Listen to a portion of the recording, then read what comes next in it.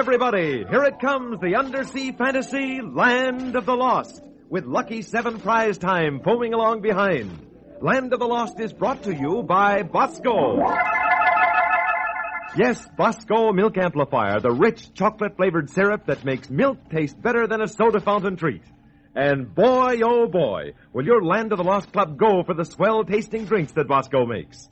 Yes, fellows and girls, you'll all go for delicious chocolate-flavored Bosco. And now the Bosco Company presents The Land of the Lost. Land of the Lost, a kingdom fair as a dream. It lies far under the sea mysteriously, shining with ripples that glimmer and gleam. And here is the discoverer of the Land of the Lost, Isabel Manning Hewson. Here we go again on a fast ocean current, down to that magical realm at the bottom of the sea, where all the things that disappear from Earth find their way to the Land of the Lost. Today, my brother Billy and I follow Red Lantern to the Dock of Lost Clocks, where there's a dark, mysterious plot to overthrow old Grandfather Clock. Listen to the underwater plans going on. Well, it won't be long now before we can call our time our own. You said it, Two-Face Tom. He won't last out today. Not with the way we fixed his works. Quiet time, Clock. You can't tell who might be listening. Oh. I hear that fishy snooper Red Lantern is coming here today on a visit. Now, if he gets wind of what we're doing... He ain't gonna get no idea of our plans. The old man is just dying, that's all. Get it? Of old age. Yeah, dying of old age. That's what they think.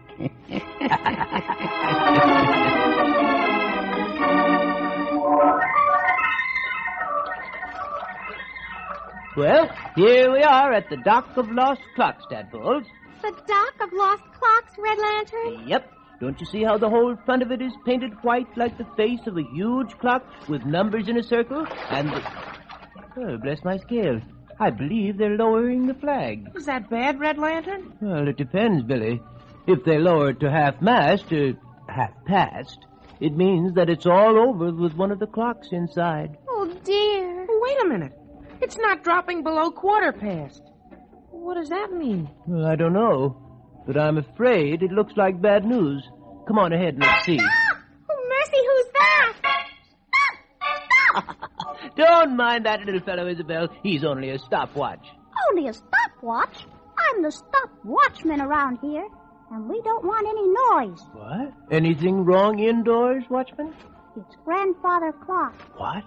The old-timer himself? Yep. Looks like he hasn't long to run, Red Lantern. Oh, this is serious. I'd better stop in for a moment. Come on, Pollywogs.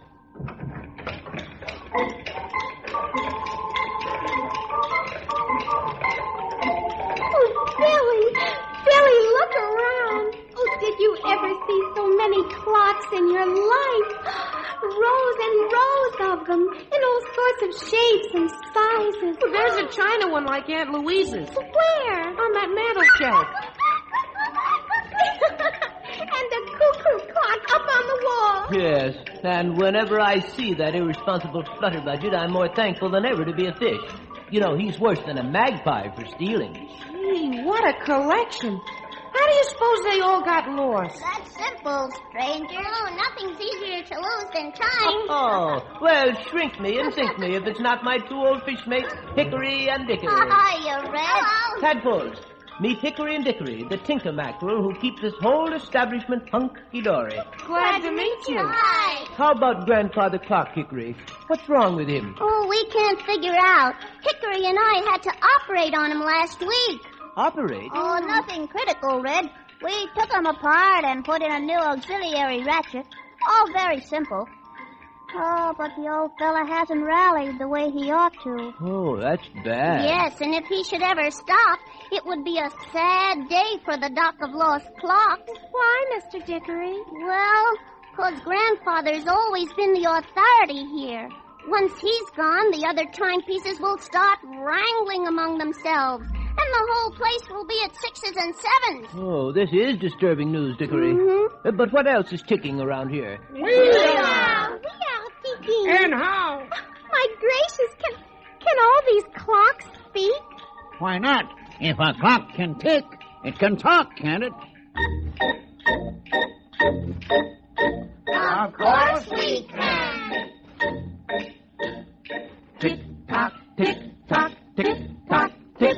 Oh, the ticks and the tocks in the dock of lost clocks make a merry sing-song rhyme. Bang. All the livelong day we chatter away at the business of keeping time. Bang.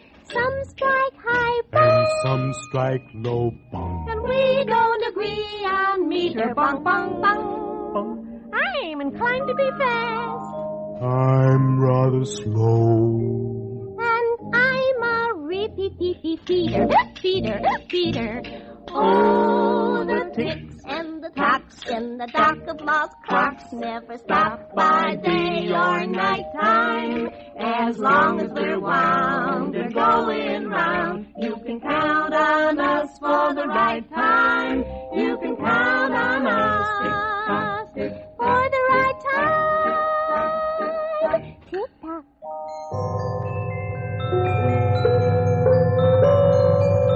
Gee, that was synchronizing. For once, it's quite a job keeping this crowd regulated, Red. They're a temperamental bunch of mechanisms. Oh, golly, who's that? Oh, that wall clock over there with the Swiss movement. The mouse ran up her back again. Now she's getting the bird.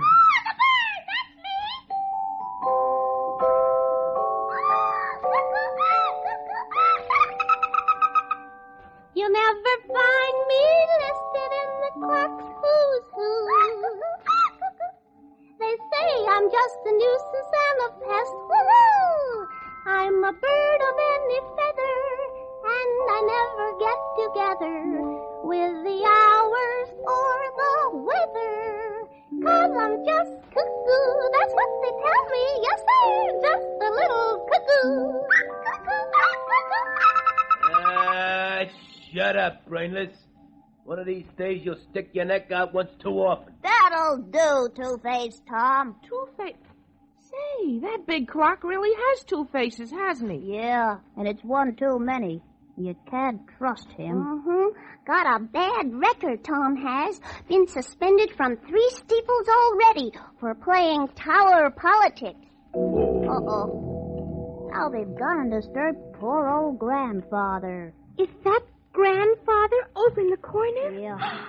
Oh, goodness, Billy, I didn't know there was a clock as big as that. Me either. He sure is head and shoulders over all the rest. Grandfather's 9 feet high and 194 years old, Billy. Had never been a half minute off in his life. He's a fine old patriarch, he is. Forever. Never. Well, Grandfather, we're sorry to hear you've been feeling under the weather. Never. Eh? What's that? Forever. That's all he said for the last week. Just mutters it over and over. Come on, sir. Here's Red Lantern to see you. Never. Forever. Never. Red Lantern, did you say? Yes, Grandfather. I am glad. I'm glad you came. I haven't many hours left. Don't say that, sir. Why, you're ticking away like a metronome. While I live, I shall keep Greenwich Meridian time to the second. But, oh, there is a gone feeling inside of me. Oh, nonsense, Grandfather. We went over you with a microscope, and you've got the innards of a young clock in the prime of life. Isn't that right, Hickory? Absolutely. He hasn't seen his last spring yet. No, my friends. Something is missing. In here. Oh, dear. But, Grandfather Clock, you look so tall and strong. A child's voice? Who are you, little one? I'm Isabel, and this is my brother, Billy. We're friends of Red Lantern. So. For a moment, I thought I was dreaming. You see, I've known so many children and loved them all. I expect they loved you too, Grandfather. Yes, my dear. I think they knew I was their friend. Year after year, I kept watch over their comings and goings. My voice comforted them in the night when they woke up from bad dreams. And as they grew older, they learned from me that time takes away all pain and sorrow. Golly, I wish you lived in our house, Grandfather. We'd take good care of you. Your grandfather is needed here, Billy. He's one of King Findall's most trusted servants. Even the tides depend on the time he keeps. What shall we do, sir, if you desert us? I would not do so willingly, Red Lantern, but there are others anxious to take my place. Oh, never fear, Grandfather. No one could do that. They think I do not know, but I have heard them scheming and plotting at night among themselves. Oh, no, sir. Nobody's plotting against you. Oh. It's worse. Balmy in the head. I tell you, there is a conspiracy. There is a conspiracy. Oh, I'm afraid you've talked too much, Grandfather. Better slip away, folks. There, that's it. You see how it is, Red? Can nothing be done? No. This gone feeling he complains of, are you sure you and Dickory didn't leave something out when you put Grandfather Clock back together after the operation? Positive. Why, the table was bare as Mother Hubbard's cupboard when we got through. You can come and see for yourself. Come on. And while we're about it, we'd like to consult with you, Red, about what time to go by if the worst happens. Yes, of course. Excuse us, tadpoles. We'll be back presently. Well, it won't be long now, Clock folks, before we can call our time our own. You said it, Two-Face Tom. This Greenwich business is... Right for once, Bird Brain, it's cuckoo. I'm sick of keeping step with that doddering old mahogany box in the corner. 194 is too old to live. Don't worry, Time Clock. He'll never reach 195. You can take it from me. He won't last out the day.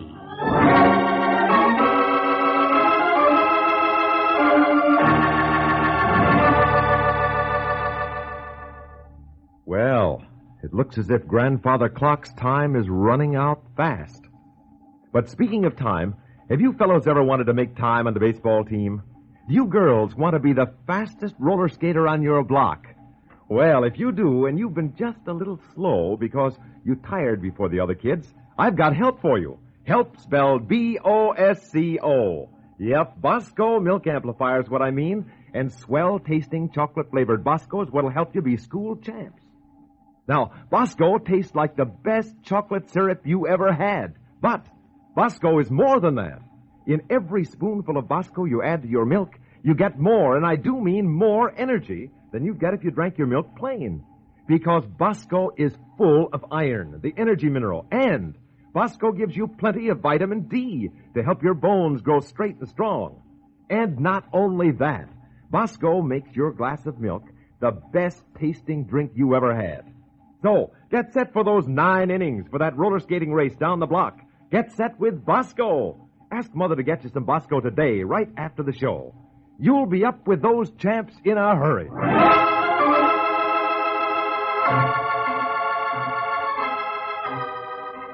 Now, back to the Dock of Lost Clocks. Isabel and Billy have just overheard that treacherous timepiece Two-Faced Tom plotting with some of his friends against old Grandfather Clock. You tell him, Two-Face. That's the ticket, Time Clock. Oh, listen to him, Isabel. I'd like to punch that time clock. Well, Two-Faced Tom is just as bad. Attention, all clocks. Listen to me. As the eldest chronometer here next to Grandfather, his logical successor... Don't ring a bell, old chimer. You're as run down as he is. I protest. I'm taking over this meeting. The time clock will keep the minutes. And if the rest of you are smart, you'll chime in with me. I want your support, see? Oh, Grandfather Clock has had his day. Had his day. You can tell he'll soon be out of the way. Far away. Yes, Grandfather Clock's about to stop. In a minute he does, we'll make things pop. Hip hooray for Two-Face Tom. Oh, Billy, this is terrible. Let's hear what else they say. We'll run the tides to suit ourselves. Suit ourselves. And cut the opposition into 10s and 12s. And if there's anything we don't like, why, every clock of us will strike. Hip hooray for Two-Face Tom. Yes, beginning tomorrow I'll be boss. And I'm a dangerous guy to cross. Hip hooray for Two-Face Tom! Well, I guess that settles that. From now on, this dock is going to run on Timbuktu time. Timbuktu time? What's that? That's what we go by where I come from, mister. Ah, but we do not all come from this Timbuktu. Par exemple, I am a Swiss. Time. Oh, what's the matter with moonlight saving? Why not Alaska time? Quiet! What I say goes. No, wait a sec, Two-Face. Look, Billy, a banjo clock. You aren't Joe Clock. You aren't properly elected yet. My party's in favor of letting Hickory and Dickory decide who's best fitted to set the pace here. After all, they know the lot of us, inside and out. Who wants to take orders from a couple of fish? Okay. If you can't agree, I call for a show of hands. All right. All of them that favors my platform, plenty of time off and no more regulating, raise their minute hands. Gosh, he's got most of them. Contrary.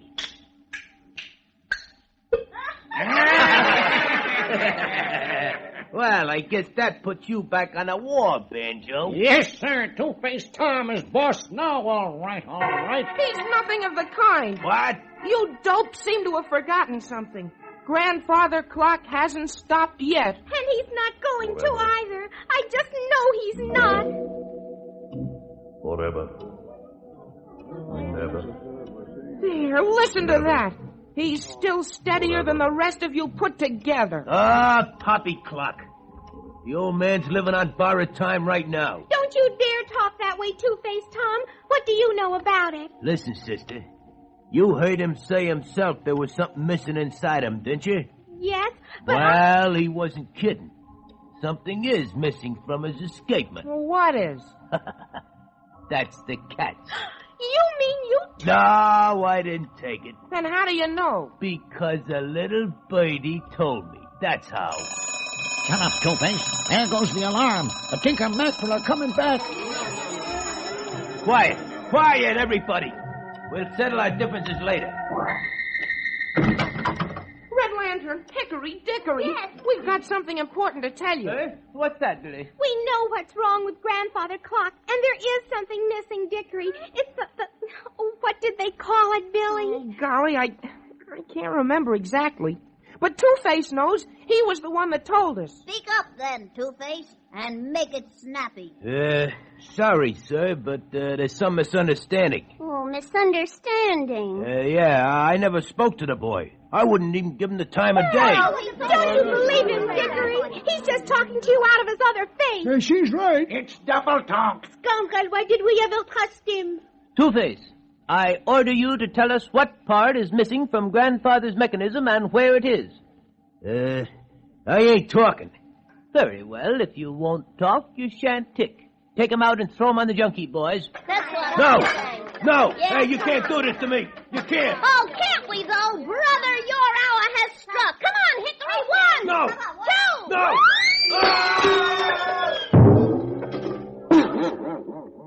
Gee. But, Red Lantern, how will we ever find out now where the missing part is? Oh, forget it, miss. Two-Face never told the truth in his life. He must have made the whole thing up. Red Lantern. Hickory, Yes, Grandfather, we're coming. I... Oh, Billy, he's worse. Can't we do something for you, Grandfather? If you could just tell us where the pain is. No pain, but I am running down at last. Wait, wind him up a little, Dickory. It may help. Steady, Grandfather. Is that better? No use. It doesn't seem to catch. Catch! Oh, Red Lantern, do you suppose that's what Two-Face could have meant? He said there was a catch to it, and that something was missing from Grandfather's... Not from his escapement. That was it? Yes, the catch from his escapement. But what in the name of Big Ben could have happened? Hush, Hickory. Too late to wonder where it is now. Grandfather's trying to speak. Forever. Never. That is my message. Yes, Grandfather? Be patient. Forever. Give up. Never. Do you understand? We understand, sir. Tell King Findall that I...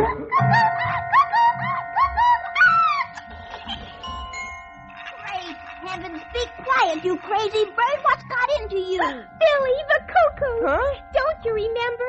Two-Face said a little bird told him what was missing. Little bird. By the great mainspring, I have it. That cuckoo was flying around the day we operated on Grandfather. You mean the cuckoo picked up the cat? Yes, and hid it in his nest. Oh. 10 to 1, that's what just fell down into the works. Hurry, Dickory.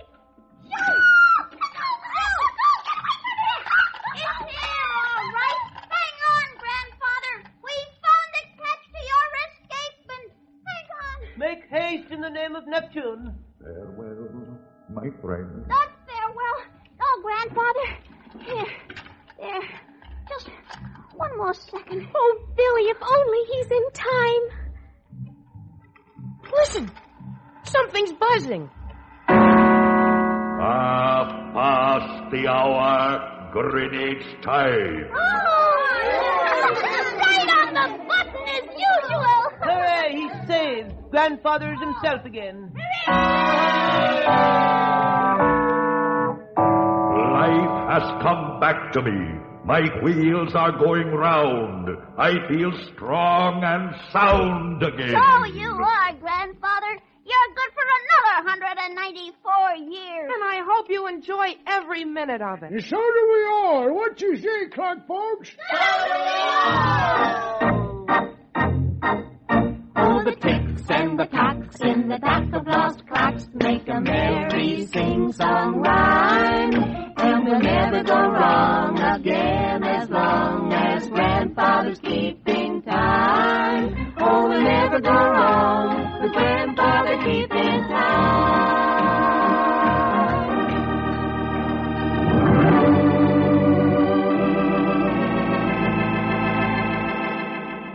Hello, Pollywogs. You mark time for a second, will you? Till I come back with today's Lucky 7 winners. Say, fellows and girls, how's your vim and vigor? Do you boys have the pep it takes to star on the track team? Do you girls have the sparkle that makes you the most popular girl in your class? Well, I'll bet you drink Bosco. And Bosco's something all of you boys and girls ought to get onto. Yes, Bosco Milk Amplifier, the chocolate-flavored syrup that not only makes milk taste swell, but makes milk better than ever for you. Because rich, chocolatey Bosco is full of iron, the energy mineral. And everybody knows it's energy that you need to put you on the first team, to keep you in the lead on the playground. So get yours in Bosco. And something else. Bosco's got plenty of vitamin D, the vitamin that helps you kids grow tall, helps give you straight, strong bones. So ask Mother to get you some Bosco today.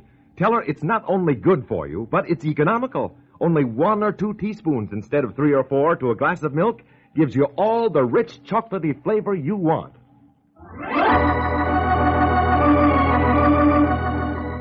Everybody all set for Lucky 7 time?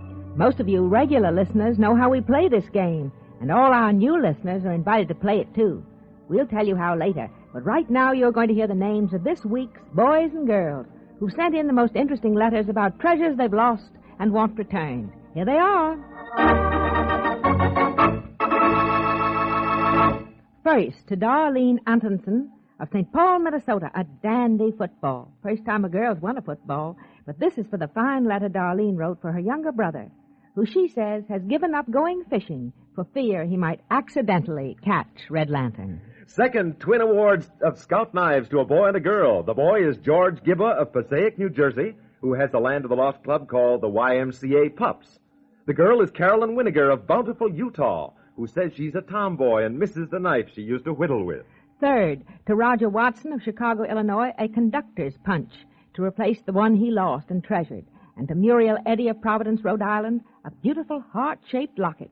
Muriel wrote a very cute letter. She told us that in her house they call the telephone the shellophone, just like the Land of the Lost, and that they make Bosco sodas in a shaker at home that tastes better than an ice cream soda. Ah, that's what I like to hear. So And now, fourth, way down south for the next winner to Oxford, Mississippi, and Alberta Campbell, who wins an adorable doll. In Arlington, Virginia, B. Daly wins a beautiful red pencil case with multicolored crayons and 3 fine pencils. And now we jump out to California, where Mary Lou Furlong of Los Angeles will receive a beautiful bandana. Fifth, duplicate awards of rosaries go to Freddie Herbs of Canastota, New York, and Bert Hilberger of Buffalo. A pair of brown leather gloves will soon be in the hands of Joni Libro of Sea Island City, New Jersey. Joni has started a Red Lantern Club among her Girl Scout friends, and she really believes in our motto, never say lost, because though she didn't win the first time, she kept on trying. Sixth, Michael Donovan of San Francisco, California, head of a Land of the Lost club called the Shrimps, wins a crackerjack of a baseball.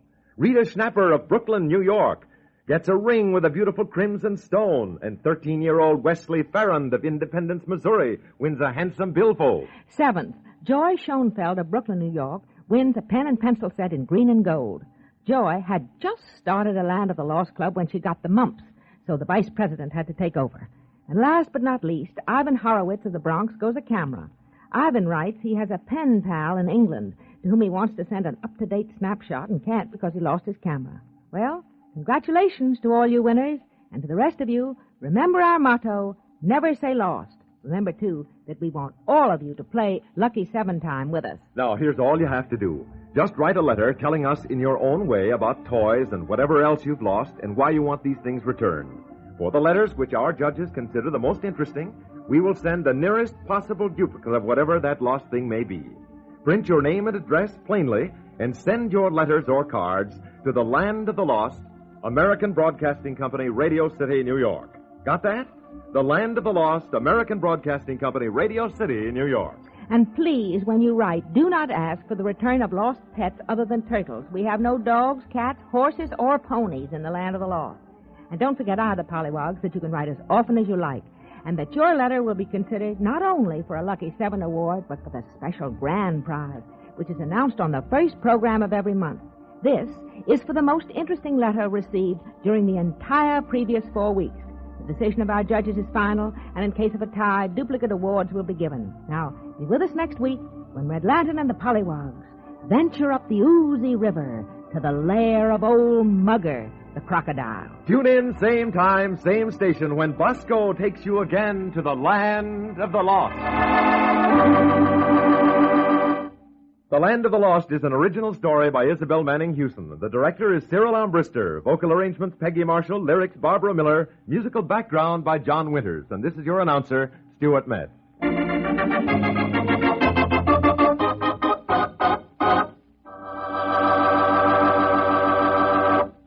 This is ABC, the American Broadcasting Company.